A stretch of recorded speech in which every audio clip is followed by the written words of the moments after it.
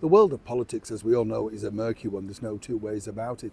But of course, if you cast your mind back to this picture, yes, this one, remember this. Yes, this was, of course, the inaugural flight, as it were, when Keir Starmer had just been elected our current British Prime Minister, the Right Honourable Sir Keir Starmer. Oh, don't call him just Keir. No, no, no, it has to be Sir Keir. Yes, behind that black door of 10 Downing Street, he rules with a fist of iron. Apparently so. Now this lady, Rachel Reeves, also just one door up in number 11, well, she's been busy. No, not rearranging the CV, but actually still rearranging the portraits that she's unhappy with. I wouldn't bother too much, Rachel, from accounts, love, because quite frankly, by the time you've got all the pictures in order, no doubt you'll be out of office as ever, allegedly. But behind the scenes, there's a bigger problem now, you see, because quite frankly, Rachel's looking for somebody to do her a favour. Always a risky business in the land of politics.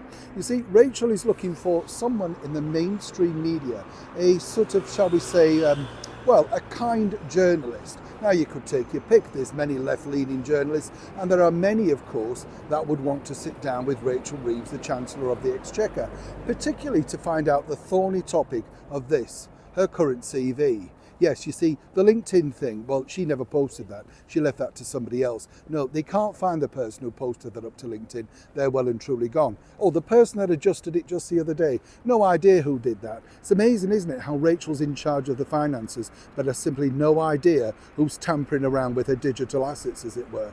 Fascinating.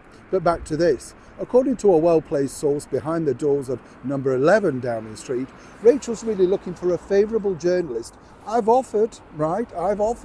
And the bottom line is you have to sit down with Rachel so she can explain how all of this got out and escalated, you see. She wants to restore faith back into what people want and absolutely need from her, which of course is trust.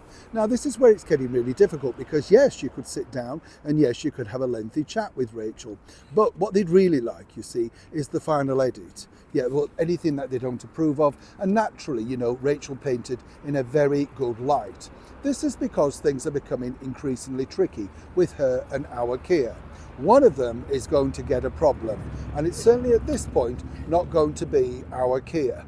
You see, as we've seen many times in the past, Keir Starmer will step away from any drama, making sure he can save his own skin. And for Rachel Reeves, better known now to the rest of the world as Rachel from Accounts, well, all she can do is try and ply her story to the highest bidder, who's willing to literally go along with whatever fantasy she's going to come up with to tell you exactly how she was in one place for 10 years, but no, it was 4, and then she had a year out, and she can't quite remember exactly what went on at the Halifax Bank. But nonetheless, you've got to trust her with the economy. But of course, Rachel, until she finds that person's got more pressing things to deal with. How and where to put these apparent pictures that she can barely abide to go into the office with every day, peering down on her. That's the problem. It's always nice to know that the bigger issues are being looked after first. Anybody else agree? Neil Sean in the very heart of London.